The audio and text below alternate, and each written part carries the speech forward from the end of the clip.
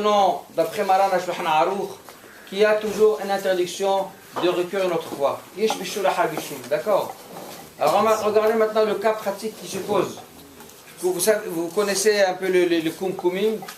Il y a des kumkum et il y a plusieurs sortes de kumkum de Shabbat où il y a un tube en verre qui est à l'extérieur du kumkum et qui est là juste pour montrer le niveau de l'eau chaude qui se trouve à l'intérieur du kumkum. Souvent, ce qui se passe, c'est que l'eau qui se trouve dans ce tube en verre, en fait, il est vrai qu'avant Shabbat, lorsqu'on avait porté à ébullition tout le kumkum, même cette eau qui se trouve dans le tube, elle aussi, elle a été cuite. En tout cas, c'est sûr qu'elle a atteint au moins la température de plus que Yatsolodé Tebo, ça veut dire la température de plus de 45 degrés. De sorte qu'on peut considérer qu'avant Shabbat, cette eau qui se trouve dans le tube en verre, elle a déjà été chauffée une fois.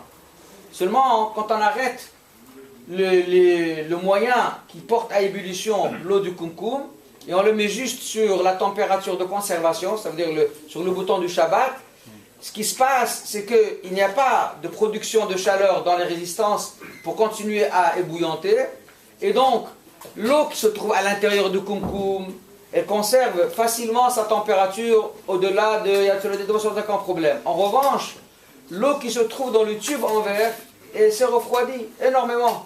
Et parfois, il se peut même qu'elle arrive à une température qui est moins que Yatsolodé.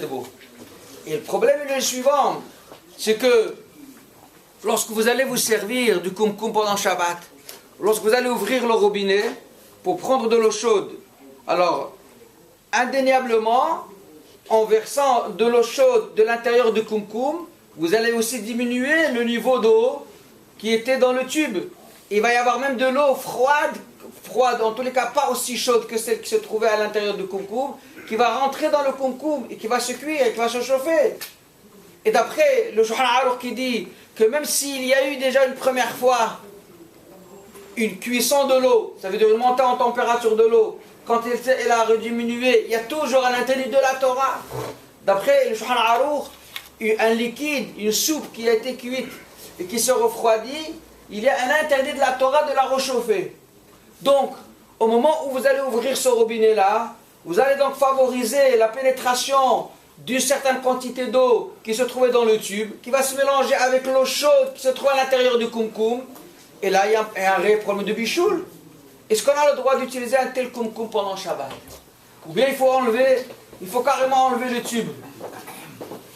Ce tube en question, il vaut mieux l'enlever. Moi j'ai vu certaines familles où ils se sont débarrassés de ce tube, ils ont enlevé, ils ont bouché le trou. Et comme ça on n'a pas besoin de connaître le niveau.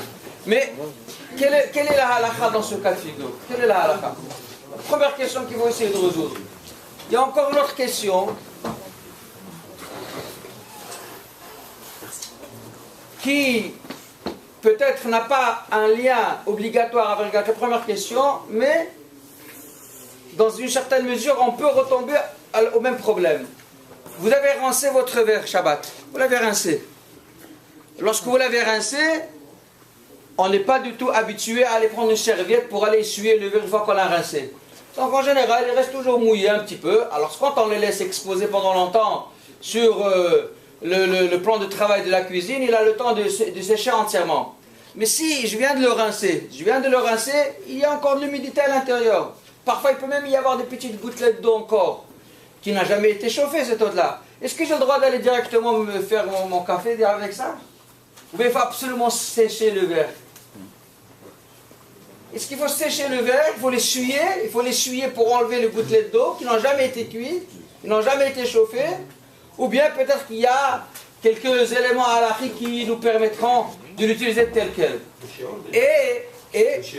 Bon, on a déjà dit que le fait qu'il n'y ait pas de shi'ur, ça peut être comme un interdit de la Torah. Hati shi'ur la surtout quand c'est un problème de quantité. Pas au niveau de le niveau de cuisson, mais au niveau de la quantité de la chose que je cuis.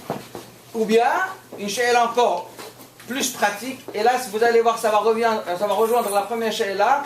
Vous vous êtes servi votre verre de café, vous avez pris votre café comme il faut, vous avez bu votre café, et puis il reste un petit peu au fond. Un petit peu, parfois très très peu, il reste très très peu. Mais là, il a eu le temps de refroidir entièrement. Est-ce que j'ai le droit de refaire directement un café sur ce verre-là ou bien il faut aller le laver et l'essuyer? Ou bien on peut l'utiliser tel quel? J'ai le verre duquel je me suis déjà servi mon café, je vais ajouter un petit peu de café, mais là il s'agit d'une eau qui a déjà été chauffée une fois, mais elle a eu le temps de refroidir. Est-ce que je suis obligé d'aller essuyer ce qui se trouve à l'intérieur de ce verre pour pouvoir l'utiliser une seconde fois pour préparer un autre café, ou bien je peux carrément l'utiliser tel quel? Et puis une dernière chose là, j'espère qu'on aura le temps d'arriver pour répondre aussi à cette question-là. Vous êtes revenu de la choule avec votre veste entièrement mouillée parce qu'il a plu. Et comme vous savez, on n'a pas le droit de prendre un parapluie pendant Shabbat. Est-ce que j'ai le droit de mettre ma veste sur un chauffage qui est chaud? Juste, je le pose à côté du chauffage. Je la mets sur moi. Je la mets sur la chaise et je pousse la chaise à côté du chauffage, de façon que ça va sécher comme il faut. D'ici Minha et le temps de faire la cesse et tout, ça va sécher comme il faut. Est-ce que j'ai le droit de faire ça pendant le Shabbat? Alors regardez, pour la première là, quel est le din? Est-ce qu'on a le droit d'utiliser un kumkum pendant Shabbat lorsque ce kumkum comporte un tube en verre pour montrer le niveau et que je sais qu'en ouvrant le robinet, il va y avoir une pénétration d'eau qui s'est refroidie, qui va se mélanger avec l'eau chaude, et on sait que d'après le Shulchan Aruch, même si l'eau a été cuite une première fois, il y a un interdit de la Torah de la recuire. Alors regardez. Pour répondre à cette question, c'est important de mentionner une grande mahloket, une grande discussion qui existe dans les poskim. C'est important de l'enregistrer parce que on la retrouve, mais alors à maintes reprises, de façon très très régulière dans tous les halachot Shabbat. Il y a une grande mahloket.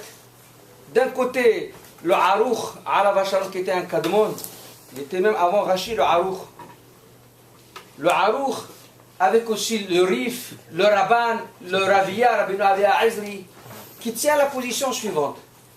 Lui dit que nous savons que les malachot que la Torah nous a interdits pendant Shabbat, il peut y avoir un interdit de la Torah, de façon tacite et évidente, que lorsque moi, j'avais une préméditation d'accomplir la mlacha.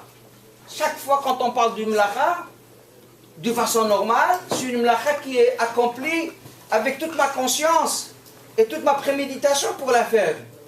Mais si maintenant, moi, j'ai l'intention et je veux faire une action qui est totalement permise, il n'y a pas d'issour. Me laver les mains par exemple, il n'y a aucun issour de se laver les mains. Seulement je sais qu'en se lavant les mains, il va y avoir à mon insu une mlacha qui va être faite, mais pour laquelle je n'ai eu aucune intention de la faire. C'est ce qu'on appelle psychréché. Psychréché, ça veut dire que la mlacha se fait, mais c'est pas ce que je voulais. Moi, je n'ai pas, c'est pas du tout ça mon objectif dans mon action. Par exemple, je veux me laver les mains dans le robinet du jardin, mais c'est sûr et certain que cette eau-là, quand elle va couler, elle va aller arroser la pelouse qui est à côté. Moi, c'est pas du tout mon objectif, c'est pas mon intention, c'est pas mon objectif, mais c'est incontournable, ça va arroser. Arroser Shabbat, c'est une mlacha d'orat à deux oreilles. Mais toi, tu n'as pas voulu faire cette mlacha-là, toi, tu as voulu te laver les mains. Le Aruch, il dit, une chita nifla, qui est rapportée dans Tosfot, dans Masechet Shabbat, dans Psahim, dans Yoma, il dit que dans quel cas le psychréché c'est quand même assourd, dans quel cas même si moi je n'ai pas eu l'intention de faire ce travail, mais il se fait malgré tout, dans quel cas je dis que c'est quand même assourd, c'est uniquement lorsque je suis intéressé par cette mlacha-là.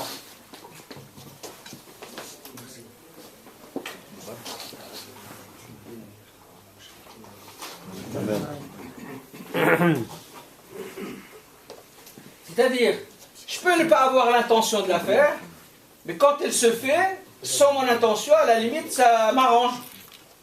Par exemple, que ma pelouse soit arrosée, ça fait de mal à personne, au contraire, ça m'intéresse. Alors, il dit comme ça, lorsque moi je fais une action qui est permise. Et je n'ai absolument aucune intention qu'une mlacha qui est interdite se réalise. Mais elle va se réaliser. Que tu le veuilles pas, elle va se réaliser. C'est assourd, quand même. Mais c'est assourd uniquement quand c'est nihaleh. Quand c'est quelque chose qui m'arrange. Quand c'est quelque chose qui m'intéresse. Ça veut dire que c'est quelque chose pour laquelle j'ai un intérêt et c'est quelque chose qui est favorable pour moi. Mais quand c'est quelque chose qu'à la limite ça me dérange, ou bien, même si ça me dérange pas, mais à la limite, j'ai aucun intérêt, je suis une situation neutre, que ça s'arrange ou que ça s'arrange pas, c'est pas du tout ça mon objectif. Dans ce cas-là, il dit que c'est moutar. Le Aruch, il dit que le din de psychréché. Alors quand je dis le mot psychréché, pour ne pas que je sois obligé de répéter chaque fois la même chose, psychréché, ça veut dire qu'il va y avoir une mlacha qui va se faire à ton insu. Toi, tu ne cherches pas. Alors, dans quel cas on dit que psychréché, c'est assourd? Uniquement quand c'est quelque chose qui m'intéresse. Mais quand c'est quelque chose qui ne m'intéresse pas, et à fortiori quand c'est quelque chose que je ne veux pas, c'est moutard. Moi, c'est moutard. C'est-à-dire, il n'y a pas du tout, il n'y a pas du tout d'interdiction. Pour vous donner un exemple pratique et très technique, d'après le Aruch, sachez que d'après le Aruch, si quelqu'un rentre dans les immeubles qui maintenant s'allument automatiquement, moi j'ouvre la porte pour entrer, mais l'œil électronique il va tout de suite enclencher un allumage. Si moi je ferme les yeux, de façon à ne pas profiter de cette lumière-là, et donc puisque je ferme les yeux, ça ne m'ajoute à rien du tout qu'elle s'allume et qu'elle ne s'allume pas. Ça c'est un cas de psychréché de l'oni halé. Un psychréché que ça ne m'intéresse pas, ou bien l'oichpatli, ça veut dire qui s'allume pas, c'est pas là du tout que je cherche. D'après le Aruch, c'est moutar. D'après le Aruch, moutar, même de Rabbanan, c'est moutar. Il n'y a même pas d'issue de Rabbanan. Ça, c'est la chita du Aruch. Je vous dis, c'est comme ça qu'il pense aussi le Rif, c'est comme ça qu'il pense aussi Rabbeinu Avi, c'est comme ça qu'il pense aussi le Ravan. Et c'est comme ça qu'il pense le Rav Shelton Gaon. Rav Shelton Gaon, c'était avant les Rishonim, qui m'a appelé après la balance Bouraï. Mais à côté de ça, Rova Rishonim sont Holkim. La majorité des Rishonim, ils discutent sur l'Aruch. En l'occurrence, le Tosfot, le Rosh, le Ramban, le Ritba, le Ran et le Ribash. Tous ils disent que dans la mesure où il s'agit d'une mlacha qui se fait, même si toi tu n'étais pas du tout intentionné vis-à-vis de cette mlacha-là, même si l'oni halé, même si ça ne t'intéresse pas, s'il s'agit d'une mlacha de la Torah, c'est assourd. C'est assourd. Donc quelqu'un il dit que c'est permis si c'était une mlacha qui n'est pas de Horaïta. Si c'était une mlacha qui se fait, mais qui n'est pas interdit de la Torah si tu l'aurais fait exprès, dans ce cas-là, psychréché de l'oni halé moutar, mais psychréché de l'oni halé, on comprend bien le langage, psychréché de l'oni halé, le psychréché que ça ne m'intéresse pas, mais il s'agit d'une mlacha que si je l'aurais fait intentionnellement, elle aurait été interdite de la Torah, eh bien, même si maintenant je ne l'ai pas fait intentionnellement, quand même c'est assourd. C'est le gros maharabi. Le Maran Shulchan Aruch, il tranche la halakha comme tous les autres chez nous que je vous ai cités, pas comme la Aruch. Il tranche la halakha dans le Rambam. C'est tout un flou, comment il pense le Rambam. En tout cas, le Shulchan Aruch, il possède la halakha que psychréché de l'oni halé, bi issour de oraita, un psychréché qui ne m'intéresse pas et qu'il s'agit d'une mlacha que si je l'aurais fait intentionnellement, elle aurait été interdite de la Torah, eh bien c'est assourd, même si c'est fait d'une façon que je n'ai pas eu du tout l'intention. Nous avons devant nous cette mahloquette là. Maintenant, revenons à l'histoire du kumkum. Le kumkum, lorsque moi j'ouvre le robinet pour préparer mon café, vous pensez bien que je n'ai absolument aucune volonté ni aucune intention que l'eau qui est dans le tube qui se mélange pour qu'il chauffe, l'air qui se mélange, qui ne se mélange pas. C'est pas du tout ça qui m'intéresse. Je ne suis pas du tout intéressé par ça. Et d'un autre côté, il est évident que ce mélange-là qui se fait entre l'eau qui est dans le tube et l'eau qui se trouve dans le kumkum, c'est un mélange qui se fait d'une façon qui est psychréché. C'est pas quelque chose, c'est pas un maassé qui est prémédité et dirigé pour le mélanger. Je suis pas en train de prendre le tube et de verser son contenu dans le kumkum. Simplement, quand j'ouvre le robinet, eh bien, indéniablement, l'eau du tube il va se mélanger avec l'eau du kumkum. Donc c'est un cas de psychréchet de l'eau. C'est un cas de l'eau ni halé, on ne peut pas dire que c'est pas l'eau halé, c'est pas quelque chose qui me dérange, mais à la limite, ça me fait ni chaud ni froid. C'est pas quelque chose pour laquelle j'ai vraiment un intérêt. Je vais la boire, c'est tout. Pardon? Je vais la boire, c'est tout. Tu vas la boire, mais tu cherchais pas ça. Si tu voulais avoir que de l'eau du Toi, tu concombre, voulais, ça à la limite, si cette eau du tube ne se mélange pas, tu aurais été aussi content. Mais cette eau, elle n'est pas battelle. Ça ne change pas, on n'a pas le droit de faire bichoul quand même. Et on prend le problème du bichoul. Tu es en train de recueillir l'eau qui se trouve dans le tube avec l'eau chaude bouillante qui est à l'intérieur du kumkum. Donc c'est un cas de psychréché de l'eau irpatle. Est-ce que c'est Beissour de Raïta ou Beissour de Rabbanan? Ça c'est un sou d'oraïta. D'après le shahar, c'est sou d'oraïta. Quoi si c'est Il bichoul hal bichoul d'oraïta. dans Davarlach On parle de là. mais qui ne va chez le Gva. D'après le Mahakar, je bichoul hal d'oraïta, le shahar arour. Quand il est posé que la halakha, que je bichou la har bichou bedavar lah, justement, pourquoi il est posé que la humra? Parce que c'est mahloket dans des oreilles, donc on n'a pas qu'il est posé que la humra. Comme ça, tous ces expliquent dans le harouk. Bien que c'est une grande mahloket, est-ce que je bichou la har bichou bedavar lah ou pas? Mais le harouk, c'est une histoire d'oreille, et je répète d'oreille. Cuire quelque chose qui a été cuit une fois et qui se refroidit, la recueillir une seconde fois, c'est une histoire d'oreille. C'est pas quand même Michalé, parce qu'il veut quand même cette eau. Encore, Shimon, c'est pas vrai du tout. Non, mais c'est pas vrai du tout. Michalé, c'est uniquement quand je veux ça, mais c'est pas vrai. Non, c'est si elle tombe dans le concours, je le casse pas chaud en tout cas. D'accord, mais moi je veux même pas qu'elle tombe, Bichlal. Je veux même pas qu'elle arrive à ça. Moi, je veux même pas qu'elle arrive à ça. Alors regardez la bouteille. A priori, je pense pas qu'on peut voir les choses autrement. C'est une mahloket, mamash. D'après le harour, il n'y aurait eu aucun problème de se servir. D'après Rov Harishonim et Maran Harouk avec eux, on n'aurait pas le droit. Seulement. Il y a encore ici un autre problème. C'est que, il est vrai que le Shulchan Aruch, lui, il a tranché la halakha que Yesh Bishul Ahar Bishul. C'est vrai que lui, il a tranché la halakha comme ça. Que lorsqu'il s'agit de quelque chose qui est là, quelque chose qui est liquide, qui a été cuit une première fois, eh bien, quand tu la chauffes une seconde fois, d'après le Harouk, c'est assour, c'est clair. Mais, même si le Harouk il a été posé comme ça, on ne peut pas ignorer que c'est aussi une grande mahloket. Ça veut dire, le Rashba et d'autres Rishonim, ils disent que El Bishul Ahar Bishul. Mais d'abord, le premier qui dit ça, c'est le Rosh. El Bishul Ahar Bishul, mais d'abord là, ça veut dire de la même façon.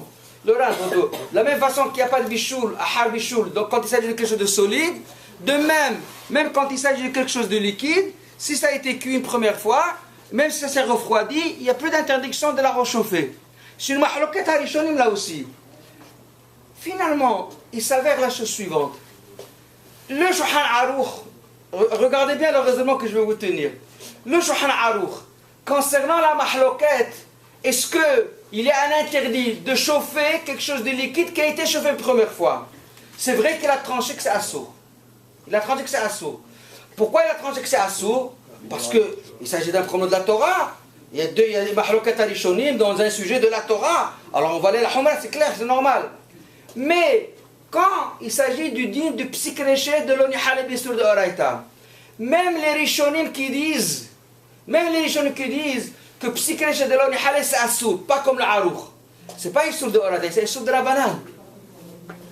Je répète, concernant la discussion, une chose qui a été cuite en amont et qui est liquide, et c'est refroidi, qu'on n'a pas le droit de la recueillir, là c'est un sujet de la Torah, c'est un problème de la Torah. Et par rapport à ça, je comprends que le Shulchan Aruch, il a tranché comme quoi c'est assourd. On ne va pas quand même risquer de rentrer dans un histoire de Horaïta, donc c'est assourd. Mais lorsqu'il s'agit d'un din de psychréché de l'onihale, je vous ai dit qu'il y a une mahloket entre le Aruch et tous les autres Rishonim. Sur ce sujet-là, psychréché de l'onihale, même ceux qui disent que c'est assourd, ça veut dire le Rov Harishonim, le Tosfot, le Rosh, le Ran, ceux qui disent que c'est assourd, c'est un sourd de la banane. Psychréché de l'onihale, quand tu fais une mlacha et que le résultat ne t'intéresse pas, par exemple tu laves les mains dans une pelouse qui n'est pas la tienne, ça appartient au goy. Le chpat lecha que ça soit arrosé ou pas. Même si on dit que c'est assourd, c'est pas un sourd de la Torah, c'est un sourd de la banane. Lorsque vous cumulez ce problème-là, avec le problème de Ishbishul et Harbishul, on se retrouve dans une mahloquette dans un din de Rabbanan. Donc le Khawara, on peut dire que c'est moutar. Vous comprenez le raisonnement? S'il y avait que le sujet de Bishul et Harbishul, Bedavarlah, est-ce qu'il y a un interdit de cuire une chose liquide, une soupe liquide qui a été déjà cuite une fois? Est-ce qu'on a le droit de la rechauffer quand elle s'est refroidie? S'il fallait traiter que ce sujet-là, alors c'est évident que nous on dit que c'est assourd. Pourquoi? Parce que c'est un problème de la Torah et entre autres que c'est interdit. Mais lorsque on ne se trouve pas dans une situation où je vais aller chauffer vraiment, je me trouve dans une situation de psychréché de l'onihale. Ça veut dire que la nouvelle fois que je vais la chauffer d'une façon qui est psychréché, pas d'une façon qui est active. Pour ça, s'il n'y a pas de la Torah, parce que même ceux qui disent que c'est assourd, pas comme la harour, c'est simplement un interdit des Rabbanan. Lorsque vous allez appliquer ce din de Rabbanan avec la mahloquette du Bishul Hal Bishul, vous avez un problème de Rabbanan. Donc, avec des Rabbanan, on peut dire la Kullam. Eh bien, ce raisonnement-là, il tombe bien la route. Ouais, j'ai pas compris quelque chose. Moi, c'est pas un safek des Rabbanan. C'est ça que je veux bien comprendre. Pour moi, c'est vrai que le petit gréché de l'Onichaleb et Issour des Raïta, ça a valeur de Issour des Rabbanan. Mais c'est pas un safek, puisque le Shahar a été possède. Non, oui, attends. Le Shahar a été possède, mais encore une fois. Oui, mais une fois qu'il est possède, je ne veux pas qu'il ait cours du safek en permanence. Il faut savoir une chose, que lorsque le Shahar est possède, ça ne veut pas dire que les autres riches n'ont jamais existé. Ça ne veut pas dire ça. Lorsqu'il est posé, ça veut dire j'ai ici deux dérotes, j'ai ici deux avis, et moi je veux savoir comment je vais me comporter pratiquement. Alors, quand il s'agit du sujet gravissime de la Torah, on opte comme celui qui est interdit. C'est normal, c'est logique, parce qu'on ne va pas risquer de rentrer dans un problème qui est de transgresser la Torah. Mais lorsque le Shahar est posé, ça ne veut pas dire que les autres riches n'ont jamais existé. C'est que pratiquement, comment tu dois agir de cette façon-là, parce que c'est un problème, et tu ne vas pas risquer d'entrer dans la Torah. Mais la mahloquette, c'est une réalité, on ne peut pas du tout la renier. Puisque c'est comme ça, lorsque maintenant je transpose cette situation de discussion dans un cas où, au maximum, il va y avoir qu'un interdit de la banane, là va dire qu'on va dire que c'est quelque chose qui est moutarde. Parce que ça se retrouve dans le cas de la banane. Et à la limite, vous pouvez formuler ça sous forme de sfek-sfeka. Pour un petit peu plus vous permettre de toucher encore la chose. C'est même un problème de sfek-sfeka. C'est un trait de la banane. Non, c'est sfek-sfeka. Non, sfek-sfeka. Ça fait... Est-ce que la halakha est comme la harour? Ça fait que la halakha comme le tosot et le roche. Ça veut dire psychréché de l'onihaleh. Est-ce qu'on va dire que c'est moutar comme le harour? Ou bien on va dire que c'est assour comme le tosot et le roche. Et même si tu dis que c'est assour, mais peut-être un bichou la harbishou bedavarlah. Et c'est en plus élevé. Peut-être qu'on a halakha, elle est que un bichou bedavarlah. Donc il n'y a pas de problème du tout. Ça explique ce cas. Le raisonnement tient très très bien. Puis j'ai trouvé qu'on rapporte au nom de... Vous savez, il existe un sefer qui s'appelle Shilmei Yehuda sur Halachot Muktzeh. Shilmei Yehuda. Là-bas, à la fin, il parle de tout le sefer, il parle de Halachot Muktzeh. Mais à la fin, il rapporte qu'il a eu une occasion de parler de ça avec le Rav Eliashiv. Il a dit Rav Eliashiv, c'est moutar. Mais le Hashmoun, il est très très bien. Le calcul, il est fantastique. Sachez donc, Halakha le Ma'aseh, vous avez un kumkum avec le tube. Ne vous faites pas de mauvais sang, vous avez le droit de l'utiliser.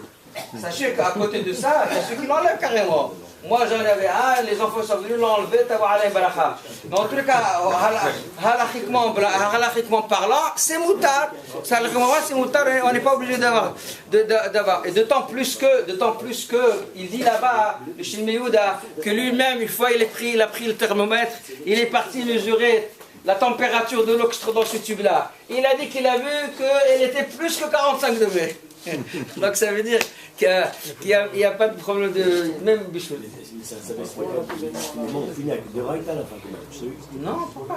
Parce que bichou après bichou, c'est de Raïta. Ah oui. On démarre des Rabbanan, mais on finit avec un Ça change pas. Ça change pas quand il y a sfek-sfeka. Ça se fait des Rabbanan, oui. Non, même quand il y a sfek-sfeka. Quand il y a sfek-sfeka, même si tu tombes après dans un sad ou de Rabbanan ou Moutar les gamètes, en tout cas tu as une tendance, tu sais que ça veut dire que tu as une tendance de permettre. Non mais c'est Moutar, j'ai dit que c'est Moutar. Ça fait c'est le cas de Raïton, c'est le même raisonnement. Ça fait c'est le cas de Raïton, est-ce qu'on fait le même raisonnement ou pas? Même pour un dit de Raïton, on peut rendre fixe le cas. Quand tu fais le double doute, tu retrouves toujours que c'est Moutar. D'accord. Ça veut dire que les marloquettes, c'est déjà ils sont des rabbanan et marassés. Que si je regarde que finalement il y a marloquettes à Rishonim, oui. Si je suis envers sur je mets Bachet d'avoir là, je fais qu'ils sont des rabbanan au final. Ah, tu parles pour profiter après? Mais non, on parle pas de ça, on parle de Khatina. Oui. Non, mais d'accord, il y a quel problème. Non. Au maximum, c'est des rabbanan. Non, d'accord, mais tu n'as pas le droit de faire un issue de rabbanan et Khatina. J'ai le droit, mais au départ, c'est déjà des gens qui sont des rabbanan et marassés. Pourquoi c'est des C'est une marloquette, apostille. Mais une marloquette. Oui, mais du moment que peut-être il la hal bichoul, ça fait un safek de la banane. Tu as une mahloquette, tu as un safek après. Tu as une mahloquette, est-ce que comme le harouk ou bien comme les autres rishonim. Et à la limite, on va dire la humra, c'est un soul de la banane. Et sur ce issue de la banane, c'est un safek, peut-être il bichoul la hal bichoul, bichlal. Et donc c'est moutar les gamres. Même dans le bichoul la hal bichoul au départ.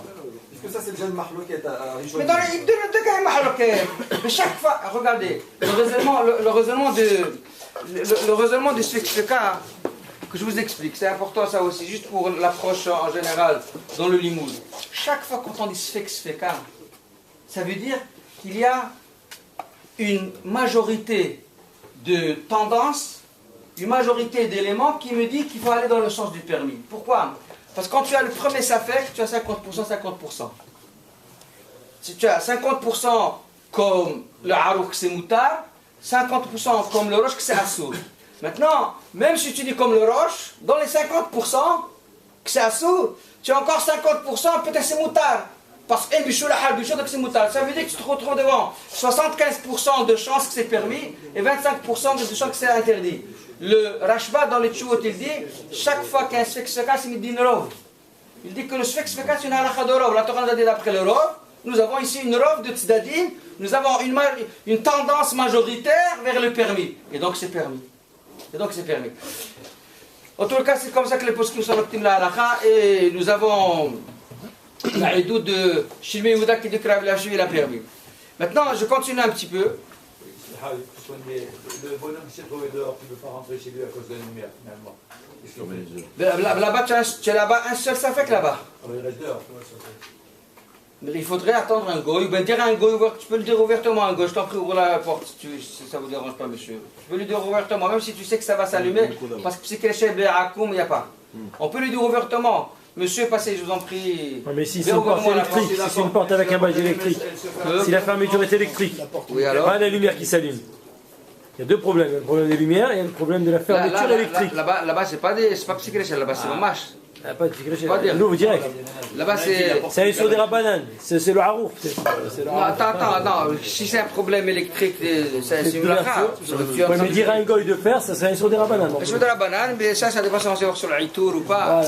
Est-ce qu'il est besoin de gadol? Bon, en tous les cas, pour ce cas de figure. Maintenant, à part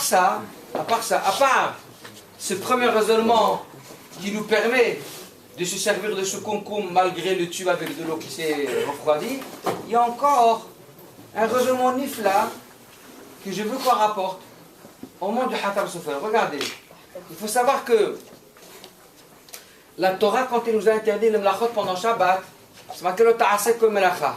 Melacha asur grama share. Grama share.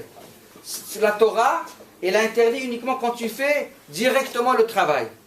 Mais quand tu le fais, même de façon préméditée, mais de façon indirecte, ça veut dire, par exemple, la pelouse à toi, elle est à 100 mètres, et toi, tu ouvres exprès le robinet ici, ça va couler pendant 100 mètres, après ça va arroser, ça s'appelle grama. Quand c'est pas direct, ça s'appelle grama. D'après la Torah, grama, ça veut dire quand on fait la chose indirectement, c'est moutar. C'est comme assumi de la banane. Grama de Shabbat, c'est moutar, la Torah, c'est assumi de la banane. Très bien. Le Hatam Sofer, il dit la chose suivante. Dans Halachot Mikvaot, on va maintenant voir Halachot Mikvaot, ça va nous permettre de nous éclairer dans Halachot Shabbat. Vous savez qu'il existe une halakha dans les Halachot de Mikvaot, même si on utilise de l'eau de pluie pour remplir le bassin d'immersion où on va se tremper, il ne faut pas que cette eau-là arrive dans le bassin d'immersion par l'action de l'homme.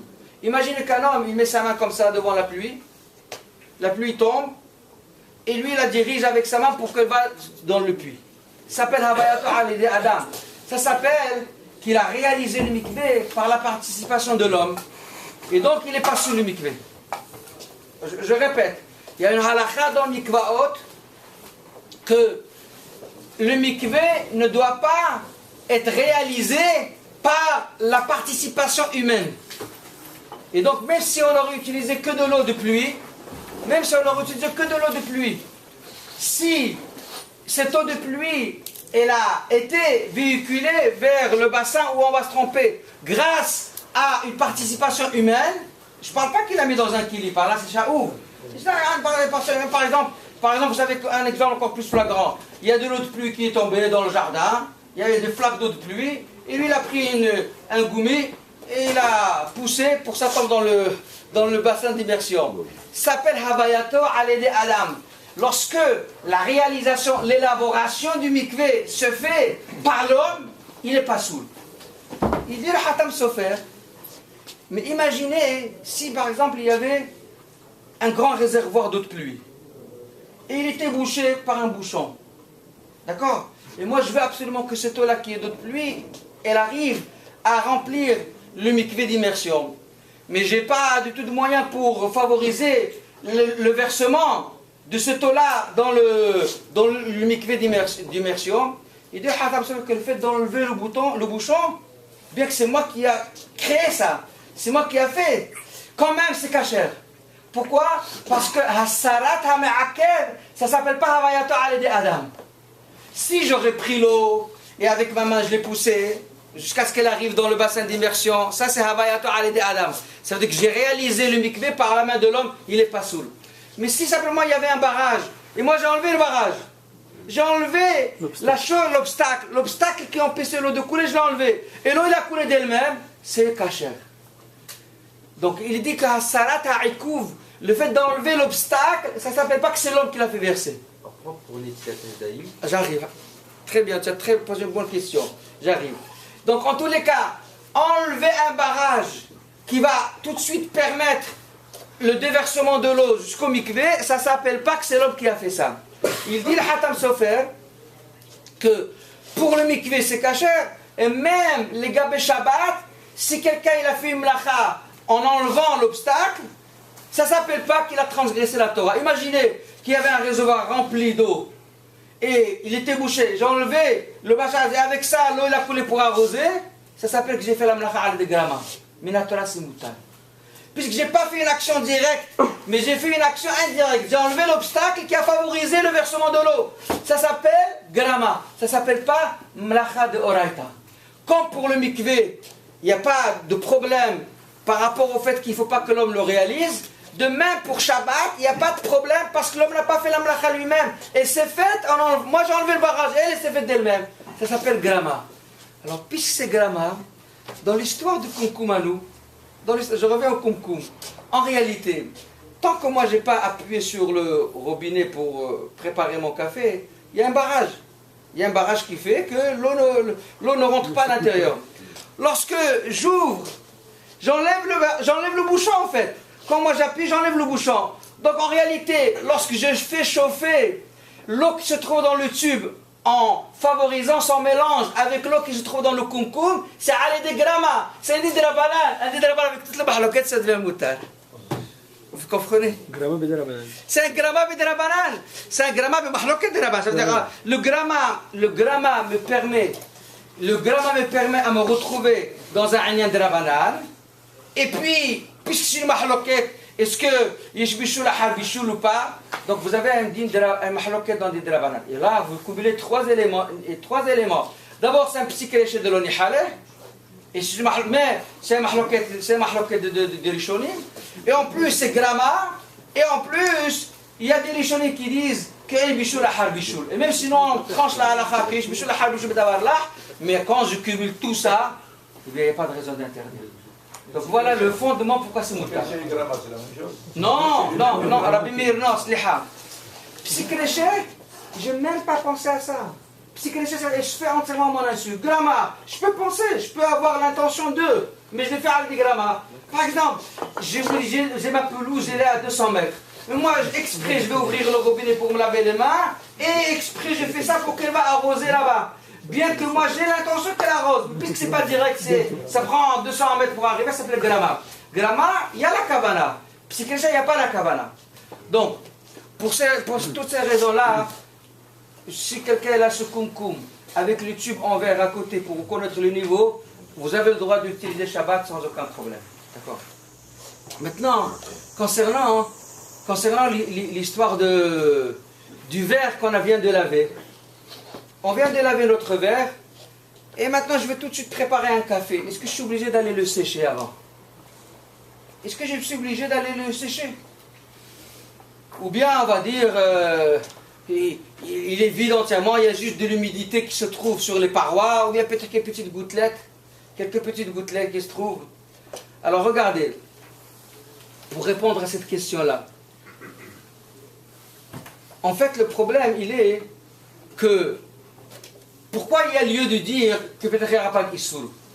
Parce qu'a priori, j'ai lavé le verre, et il est encore mouillé, avec quelques gouttelettes d'eau à l'intérieur. Ces gouttelettes-là, ils n'ont jamais été cuits une fois.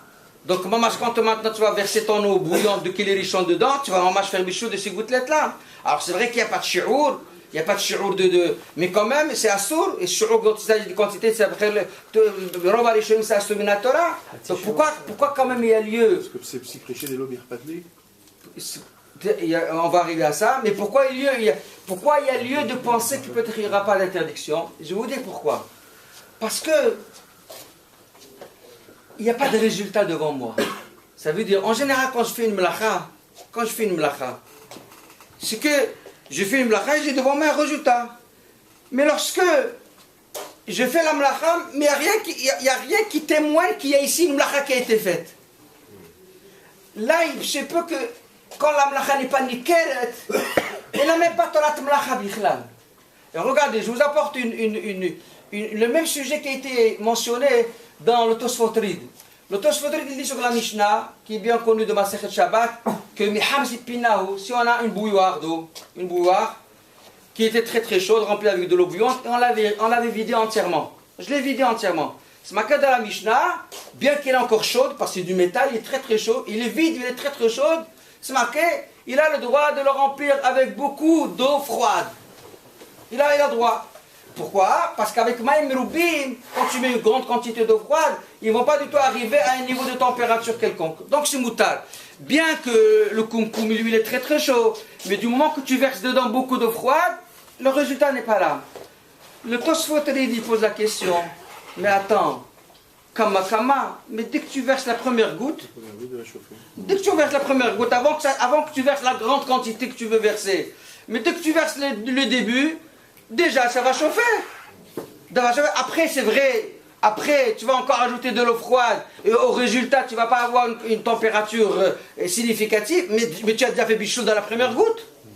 Sur ça il répond le Tosfot Rid, il dit, étant donné que pour chauffer même la première goutte, il faut un certain shi'our, on a besoin d'un certain laps de temps, quelques millièmes de seconde. Eh bien, ces quelques millièmes de seconde dont on a besoin pour qu'il y ait le bichour, ils n'ont pas le temps de réaliser parce que tu as tout de suite versé l'eau froide. Ça veut dire qu'il dit qu'il n'y a pas du tout de bichour en fait. Comme ça il dit le Tosfot Rid. Regardez, je répète, le Tosfot Rid il dit, à quoi ça sert de me dire que je suis en train de verser une grande quantité et que le résultat il est là, qu'il n'y a pas du tout de température, mais déjà le début il a déjà cuit. Il répond, et puisque pour cuire on a besoin qu'il y ait un petit laps de temps pour cuire, c'est pas instantané, eh bien avant que ce petit laps de temps n'ait eu le temps d'exister, il y a eu l'eau froide qui est tombée dedans, donc il n'y a jamais eu de bichoul. Comme ça il dit le Tosfot Rid. De là on comprend que s'il y aurait eu un petit laps de temps, même si au résultat final, j'ai rien qui est cuit, c'est comme assour. Comme ça, vous comprenez, de ce Tosfotrid là, il revient, tout les hétérilés, parce qu'on n'a pas donné l'occasion à ce petit laps de temps de cuire. Mais s'il y aurait eu un petit laps de temps, même si le résultat n'est pas devant moi, c'est comme Assour. Maharam Kazis, le Maharam Kazis, il emmène la kouchia de Tosfotrid, et il répond juste par la Svara Hafoucha. Lui, il dit, mais même si ça cuit, mais puisque de toutes les façons, rien n'est nikar à la fin, c'est moutard. Rien n'est nikar à la fin, ça veut dire, quand tu verses l'eau au début, et il rentre en contact avec le métal qui est très très chaud, il dit, puisque tout de suite après il y a de l'eau qui tombe, donc en fin de compte, tu n'as pas du tout de résultat de la mlacha. Puisque tu n'as pas du tout de résultat de la mlacha, c'est entièrement moutard. En fait, ça veut dire qu'en réalité, le Tosfotrid il nous dit que s'il y aurait eu un résultat, même si au bout du compte, je n'ai pas de température globale, c'est comme Assour, s'il y aurait eu le temps de cuire. Seulement, il dit qu'il n'y a pas eu le temps de cuire. Le Maharam Kazis lui dit, même s'il y aurait eu le temps de cuire, de toutes les façons, puisqu'au résultat, j'ai rien du tout, j'ai rien qui cuit en fin de compte, c'est moutard. Il ressort de là que dans le cas de figure à nous, d'après tout le monde, c'est Assour. Pourquoi? Parce que dans le cas à nous, c'est la FR. Là-bas, on parle que le koum était chaud, et je verse de l'eau froide, est-ce qu'elle va cuire ou pas? Donc, je n'ai pas de résultat final. Mais dans le cas, l'histoire du verre, où là-bas, il y a des gouttelettes d'eau qui étaient dedans. Quand moi, je verse de l'eau bouillante, finalement, il reste chaude. Et les gouttelettes, ils ont chauffé. Les gouttelettes, ils ont chauffé. Et même si tu ne les vois pas, mais ils ont chauffé le maassé. Il y a une toilette de ça. Donc le maassé, c'est Assour. D'après Tosfotrid, c'est Assour. Même d'après Maharam Kazis aussi. Parce que le Maharam Kazis, il a dit que c'est permis uniquement là-bas parce qu'on verse de l'eau froide dans un koum chaud. Et qu'au résultat, il n'y a rien qui est chaud. Donc il n'y a pas du tout de melacha. Mais quand c'est la FR, quand c'est le cas de figure à nous, j'ai un verre d'eau où il y a des gouttelettes d'eau froide, et je verse de l'eau bouillante dedans. En fin de compte, ces gouttelettes-là, ils ont chauffé. Et ils sont là présents dans le verre de thé que tu veux boire. Donc, on va mettre ça à Assour. Seulement quoi? Quand on dit Nikar, ça veut dire que c'est un résultat de la mlacha qui est visible. Au Birkla, non, je sais que la mlacha a existé. Non, Nikar, ça veut dire qu'il y a eu une toilette de ça. Il y a une toilette. Non, je réponds à ta question, Jean-Luc. Quand on dit Nikar, ça veut dire que au niveau de l'action que tu as accomplie, il y a un résultat. Il y a un résultat présent. Même si tu ne le vois pas, mais il y a un résultat. Et bien, quand tu as le verre d'eau que tu viens de laver et tu l'as versé, tu as vidé, mais il y a des gouttelettes d'eau à l'intérieur, quand tu vas verser de l'eau bouillante dedans, même si ces gouttelettes-là, tu ne vas pas les localiser, mais le maassé, ils ont cuit. Ils ont cuit. Seulement, c'est un cas de psychréché. C'est un cas de psychréché, pas de l'onihal, de l'oikhpatlo. Ça ne le dérange pas que ça cuit. Mais à la limite, ils ne cherchent pas ça, c'est pas ça ce qu'ils cherchent. Et bien là, j'ai vu qu'ils font un hilouk. Alors regarde, ils font un hilouk. Si c'est psychréché, bidoraïta, bien sûr, puisque c'est quelque chose qui est entièrement cru. Alors regardez, alors ils font un hilouk. Si, quand j'ai lavé le verre, je l'ai vraiment secoué, j'ai vidé tout le contenu, de sorte qu'il reste vraiment que dérisoire, une humidité dérisoire. Là, il dit le Shvitat Shabbat, s'il y a juste une lahout qui reste, ça c'est un cas du psychréché, de l'oikhpatle, et il n'y a pas du tout de résultat. Enfin, ça veut dire, on ne peut pas dire que j'ai chauffé quelque chose, donc il dit que c'est moutard. Mais si par exemple, il y avait un petit peu d'eau qui restait, un petit peu, vous pouvez, par exemple, j'ai vu mon verre de thé, et je vais faire encore, j'ai laissé un petit peu.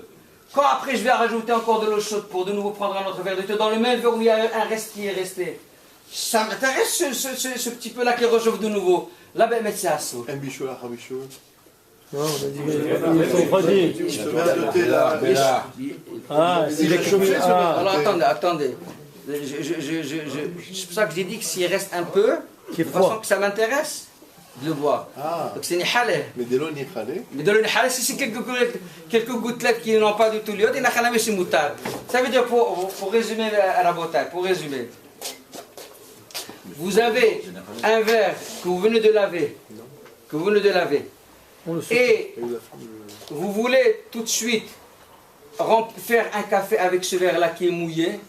Alors s'il y a des gouttelettes qui sont visibles, c'est assour, il faut l'essuyer avant. Et c'est comme ça qu'il est posé Rabbi chez Feinstein, et c'est comme ça qu'il est posé aussi le Hazonish ala Shalom. Le Hazonish il dit, un verre que vous voulez de laver, vous voulez l'utiliser de nouveau pour faire un café, en versant du Kili Rishon, s'il y a des gouttelettes qui sont visibles, il faut l'essuyer avant. S'il y a simplement... Mais ça veut dire quoi des gouttelettes? Qu'est-ce qu'on va faire? On verse comme ça, on le secoue un peu, il y a toujours une lachoute. C'est quoi ici? C'est pas une... S'il y a simplement une lachoute, s'il y a simplement... Qu'est-ce que je vais faire? Je lave, je secoue un coup et voilà. S'il y a simplement une lachoute, ça veut dire une simple humidité, là j'ai vu que le Shmitat Shabbat il permet, et Rabbi Yashiv il explique, il le rapporte ici dans ce Sefer la Shmit Yitzhak, il rapporte au nom de Rabbi Yashiv que s'il y a simplement une humidité qui est collée sur les parois, il dit que cette humidité-là, il est bétel à la keli. Il est bétel à la keli, et là, ça ne s'appelle même pas aina de mlacha. Et donc, on n'est pas obligé d'essuyer. Mais s'il y a quelques gouttelettes physiques qu'on voit, il faut l'essuyer avant de préparer son café. En pratique, quand on fait comme ça, il n'y a plus de gouttelettes. En pratique, c'est pas très sûr. Pas très sûr, parce que parfois, surtout quand le bonhomme il est pressé, pas très sûr. Il faut vérifier, mais si tu as bien vérifié que tu as fait, il faut bien vérifier. Maintenant, l'autre cas de figure, où il ne s'agit pas de l'eau froide qu'on a pris du robinet parce qu'on a lavé le verre, mais on a déjà utilisé ce verre pour faire un thé ou bien pour faire un café. J'ai bu mon café, il y a un reste. Alors là, ça dépend. Si il reste suffisamment, ça veut dire qu'il y a vraiment un reste, qu'à la limite, s'il aurait été chaud, ça m'intéresse de le reboire. Alors là, même si c'est un cas de psychréché, ça veut dire comme moi je reverse mon verre, mon eau chaude, moi je ne pense pas chauffer ça, moi ce que je veux c'est je ferai mon nouveau verre de thé. Mais quand même, c'est nihalé que ça chauffe de nouveau. Alors là c'est assoul, parce que c'est psychréché, des nihalé, on n'a pas le droit. Mais s'il reste vraiment des résidus de café, ou c'est pas du tout significatif, donc c'est un cas de psychréché, de l'eau expatlé. À ce moment vous n'êtes pas obligé de laver, vous pouvez se servir que dessus. Et on est plus méquille dans le cas où il reste un petit peu que lorsqu'il reste des gouttes. Non, là, fait. Mais là, vous avez permis, là, maintenant. Quand c'est des gouttes, comme des gouttes, c'est moutarde quand c'est déjà qu'une fois. Quand c'est le reste de mais quand il reste que un fond significatif, là, vous n'avez pas le droit. Donc, si vous avez un verre, vous avez mis votre café, il reste un fond, vous n'avez pas le droit de vous servir encore tant que vous n'avez pas essuyé. S'il reste quelques gouttelettes, vous avez le droit. Si vous avez lavé votre verre et vous voulez vous en servir, s'il y a des gouttelettes, là vous n'avez pas le droit, il faut l'essuyer avant de vous en servir. Si c'est simplement une humidité, d'après les Shmitat Shabbat et la semaine de Rabbi Yashiv, c'est moutard. Le Hanen de Nikar, il est valable dans tous les cas de figure. Si maintenant je fais l'inverse, je prends une froide, ça va, je ne pas du robinet. Une froide. Mais tu fais une abrade de ça. Mais ça reprend limite les gouttelettes, ça reprend. Ah bon, tu as eu de la chance. Tu n'as pas eu de résultat, non.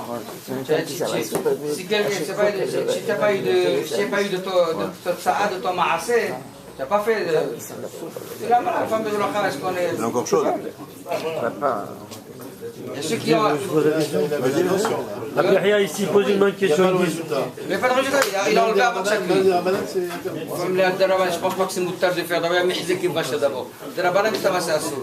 Qui le voit poser sur la... Oui. Il pose une bonne question. Souvent il peut arriver celui qui a une marmite de soupe et il se sert avec une louche. Et donc la soupe elle est dans son klérichon. Et klérichon bien sûr il est machel comme vous avez expliqué. Donc il se sert avec la louche une fois. Et quand il s'est servi, il reste des gouttes forcément de soupe dans la louche. Il rentre de nouveau la louche. Non, ça c'est interdit. Attendez. Moi, je laisse le rab. J'en ai utilisé la louche, on a versé. Et on veut se servir une deuxième fois. On a laissé, bien entendu, la louche, on l'a pas remis tout de suite. Soit on l'a remis, soit on veut se resservir immédiatement. Dans tous les cas de figure. Dans tous les cas de figure, on l'a laissé comme ça, donc elle a eu le temps de refroidir, il y a là-bas un reste. Voilà. Quelques gouttes. Dès que c'est assour. Dès que c'est assour. Pourquoi c'est assour?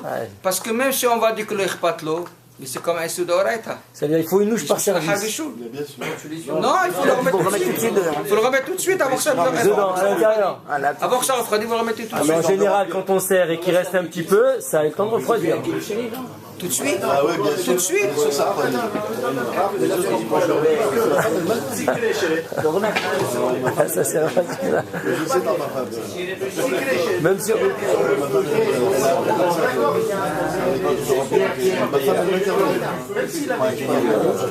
Moi je ne fais pas la lachot avec elle, t'as pas le mazal. D'accord, monsieur, non.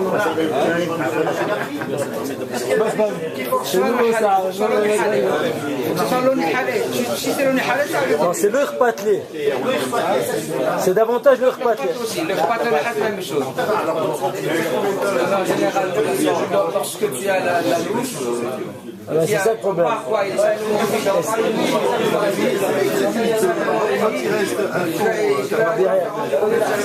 ça devient cliché en plus.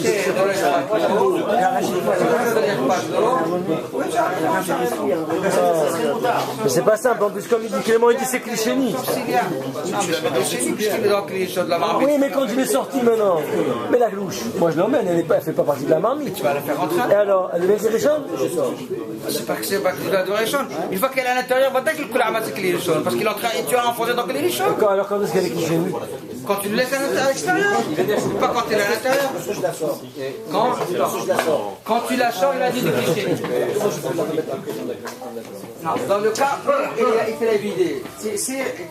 La chéla, elle est comme ça, une louche avec laquelle je suis servi de la marmite. J'ai versé dans mon assiette et maintenant il est mouillé. Il est mouillé avec de la soupe.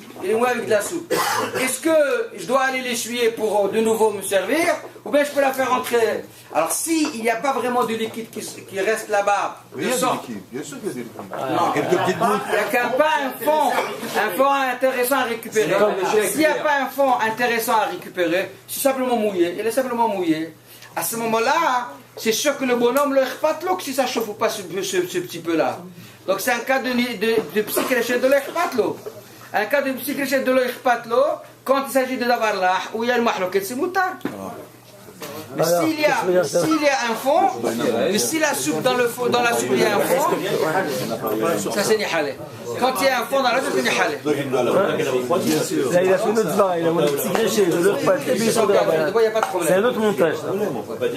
Maintenant, oui, Rabbi. Quand même ça, il est richard et les vachelles, non, tiens. Il est richard et les vachelles. Plusieurs louches. Un dernier cas. Ah bah la bête. Oui, un dernier cas, la dernière chéla, lorsque vous avez votre costume qui est mouillé, et vous voulez le mettre sur une chaise et vous le collez au chauffage qui est très très chaud, bien sûr, on parle d'un chauffage qui en général sont toujours chauds. Est-ce que c'est moutarde de faire ça Shabbat ou pas? Ça veut dire que vous voulez faire sécher votre manteau en l'approchant à un chauffage qui est très chaud. D'après ce que vous avez dit, c'est assourd. Parce que c'est un psychréché dénichalé. Pourquoi d'abord tu parles de psychréché? Parce que vous le posez sur une chaise. C'est pas un petit gréché, c'est direct ça. Et le fait que la chaise est à côté du chauffage, d'abord, où est-ce qu'il est le problème ici? Où est-ce qu'il est la mlacha? La mlacha, c'est que vous posez la veste sur la chaise. Alors quel Mais problème vous il y a? vous êtes arrangé pour que la chaise elle soit près du Et chauffage. alors quel problème il y a? Eh ben ça va chauffer ça va sécher votre Et alors, ok, veste. c'est C'est un interdit de psychréché. Attends, Mais quel mélacha on fait en séchant? Oui, et sécher, c'est mlacha, c'est sécher? interdit de sécher, bien sûr. Pourquoi c'est assourd? Ça fait de laver et d'essorer. Bon, d'accord, mais sécher ou ça fait Non, partie parce de qu'il est pas dans tous les 30 travaux, est-ce qu'il y a un interdit de sécher? C'est pas marqué. Alors, est-ce qu'il y a un problème ici? Regardez. Jackie, dépend pas. C'est marqué dans la Gemara Shabbat Ain Dalet. C'est marqué dans la Gemara Shabbat Ain Dalet. Je vous dis, c'est là, c'est. En plus, il y a un problème de marita. On a fini la Gemara Ain. Attends, on va. T'as tout mis dans la salade. Regardez la Salade russe là, salade russe. Regardez, c'est rapporté dans Gemara Shabbat Ain Dalet. Hayman Deshadi Sichta Be'atuna. Hayav. La Gemara dit que si quelqu'un a pris un bois qui était mouillé, il a voulu le sécher et il l'a jeté dans le four. Hayav. Il a transgressé Shabbat Mina Torah. Il dit, Rashi, à la Makom, pourquoi il est Hayav? Mishum Mevachel. Parce qu'il a cuit. Qu'est-ce qu'il a cuit là-dedans? Alors, il y a deux chitotes dans les Rishonim. De Rashi, il ressort que l'interdiction était que ce bois-là, quand tu le mets à l'intérieur du four pour qu'il sèche, avant qu'il sèche, il s'attendrit d'abord un peu. La chaleur du four, il va attendrir et ramollir tout le bois. Ça, c'est déjà un vachel. Après, il durcit quand l'eau s'évapore entièrement. Mais déjà, le fait de passer par cette étape de ramollissement du bois, c'est mes vachel. Le fait que tu dois passer par cette étape de ramollissement du bois pour qu'après il sèche entièrement, c'est déjà le vachel. Les autres Rishonim me disent non. C'est ma'ouvda que tu vas chauffer à l'intérieur du four ce bois-là et l'eau qui était imprégnée dedans, il va monter en température, il va après s'évaporer. Tu as été vaché l'eau. Bouffa. C'est la chasse, ce serait des bouffas. J'arrive à dire. J'arrive. Donc, l'amlacha ici, c'est le vachel. Il y a des rishonim qui expliquent le vachel par rapport au bois. Je le ramollis, donc c'est le bichoul. D'autres rishonim disent non, le vachel parce que tu as chauffé l'eau qui est à l'intérieur. Attendez, sur ça il dit le Mordechai, ou mikan, le Mordechai dit ou mikan, mi shemeabesh talito, al gabe ha'esh, hayav mishu melaber, ou mishu mevachel. Quelqu'un qui prend son habit qui est mouillé, il approche de la cheminée. Il le met à côté de la cheminée. Juste pour qu'il sèche. Il dit, il y a ici un problème de mélabel, parce qu'il dit le fait de faire sécher un habit, ça lui donne plus de blancheur. Donc c'est comme si tu l'as lavé. Ve'od, asur mishum vachel, mishum hahi de shadi sikhta be'atuna. Le Mordechai, il déduit de cette Gemara-là que chauffer un habit mouillé devant la cheminée, c'est un sourd de Horaïta. C'est de la folie, c'est un sourd de Horaïta. Qui aurait pensé à ça? Approcher son habit mouillé à côté de la cheminée, c'est un sourd de Horaïta, Mishum Vachel. Mais ce qui est péré, le Shahar, il rapporte ce psaque-là dans ce machin Aref. Le Shahar, il rapporte cette chita-là de Mordechai, comme quoi on n'a pas le droit de sécher un habit mouillé à côté du feu. Parce qu'on aime Vachel. Et où est-ce qu'il est le bichoul? Le bichoul, il est l'eau qui se trouve imprégnée à l'intérieur de l'habit. Cette eau-là, pour qu'elle arrive à s'évaporer, il faudrait d'abord qu'elle passe par une étape de montée en température. Elle monte en température, donc elle a chauffé, tu as fait bichoul, après elle s'évapore. Seulement la barrière, elle est, comme il a dit bien Jean-Luc, mais attends, où est-ce qu'il est l'eau que j'ai cuit? Normalement, une melacha, quand je fais quelque chose, il y a un résultat. Où est-ce qu'ici le résultat? Ici, j'ai chauffé de l'eau, il s'est évaporé les gamrés. Ça, c'est. Tu veux l'appeler toi? C'est Gramma. C'est Mlachachena Nikeret. Tu n'avais pas sur le feu. Alors tu mets à côté, mais ça change. Pardon? C'était le but. Oui, mais normalement, la mlacha du bichoul, si on veut parler de l'interdiction de cuire, c'est que je prends une matière, je la cuis, et j'ai après un résultat devant moi, la matière qui est cuite. Ici, je cuis quelque chose, et finalement j'ai rien. Mais c'est pas le menton que j'ai cuit. J'ai pas cuit. Il a vu bouillir d'abord, mais tu as vu quelque chose? D'accord, mais l'eau qui est n'est plus là. Bien sûr, c'est une lacha. Si vous faites chauffer de l'eau. Il a dit la fameuse casserole que tu as posée sur le feu, il y avait de l'eau. Bah oui. Et elle était à bouillir. L'eau, elle a tellement bouilli qu'elle s'est. Il n'y a plus rien, il n'y a plus d'eau. C'est le principe de. Là-bas, il y a eu un moment. Attends.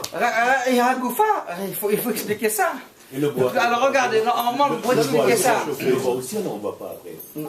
La même question, bien sûr, la même question. Si on dit que le bichoul, il est à cause de l'eau qui était imprégnée dans le bois, il a chauffé, et après il s'est évaporé, où est-ce qu'il est le résultat d'Amlacham? Alors regardez, Rabota, en fait, chaque fois quand on veut nous concentrer pour savoir où il est le résultat, il faut d'abord savoir quel était notre objectif à nous.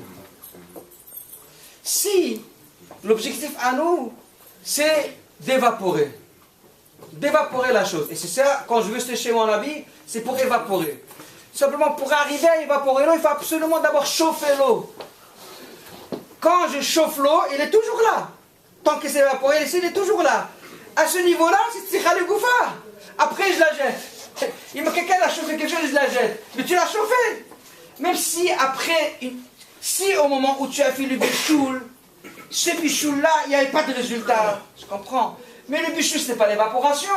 Le bichoul, c'est le fait d'avoir fait monter en température l'eau qui est à l'intérieur. Tant que tu l'as fait monter en température, elle est toujours là, elle est là. Ça s'appelle Tira le Gouffar. Même si après elle s'évapore, ça c'est encore une autre étape supplémentaire. Mais au moment de la mlacha qui est le bichoul, au moment de la mlacha qui est d'avoir fait monter en température l'eau, elle était là quand je l'ai fait monter en température. Donc je l'ai cuite. Après je me suis débarrassé. Et d'ailleurs, j'ai vu encore un hidouche plus grand que ça. Vous savez les machines qui font produire des vases, qui font les humidificateurs, les machines qui produisent de la vapeur. J'ai vu un hidouche à Tsumolo de Minhat Yitzhak. Écoutez bien ce hidouche extraordinaire, mamash extraordinaire. Il dit Minhat Yitzhak que le roche nous apprend que si on a fait cuire des encens pour faire de la teinturerie, bien que nous, on sait qu'il y a des chitotes qui pensent qu'il y a un bichoul à har bichoul, mais pour de la teinturerie, il y a toujours bichoul à har bichoul. Pourquoi? Il dit parce que chaque fois que tu cuis, il y a toujours de la teinture. Donc il n'y a pas de limite. On ne peut pas dire qu'il y a un bichoul à har bichoul pour de la teinture. Tu l'as cuit une fois, mais quand tu recuis, quand de nouveau.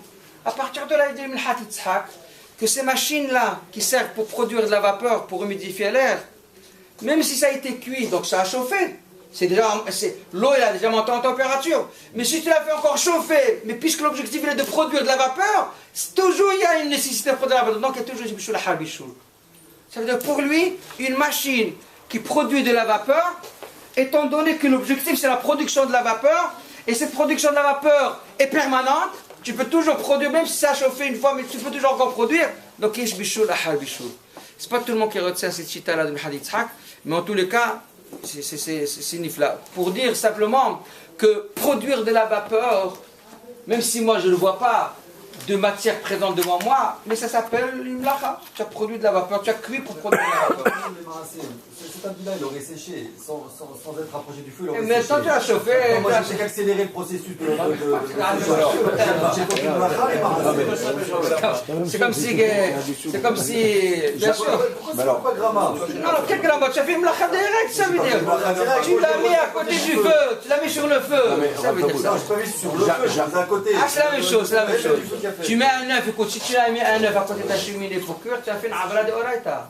Ça veut dire, tu as mis à côté de la source de chaleur. Donc c'est une avra de oraita. J'arrive avec mon manteau mouillé, je m'assois près du radiateur comme ça pendant 1 heure. Voilà, j'écoute un cours. Si tu l'as fait de façon préméditée, c'est une baria. Si c'est pas prémédité, donc ah oui, j'ai froid, je veux me réchauffer. Alors on va raisonner. Si tu l'as fait de façon préméditée, c'est sûr que c'est assaut. C'est pas parce que tu t'es assis que tu l'as pas fait chauffer. Si tu l'as pas fait de façon préméditée, toi tu voulais juste te reposer, il n'y avait pas un autre endroit où t'asseoir, il n'y avait que à côté du chauffage. Donc c'est un dîner de psychréché. C'est un psychréché de Nihalé, et ben mon ami c'est assaut. ذبيحنا نعمل هكا الشومير هتاك نجبر نقول إذا كنت تسري غير وين نضرب ذا الشمار أنا عرفت ما تكو يا جدير تراب يا جدير الجدال بالكدا شميرة بقى مع الماضي براخر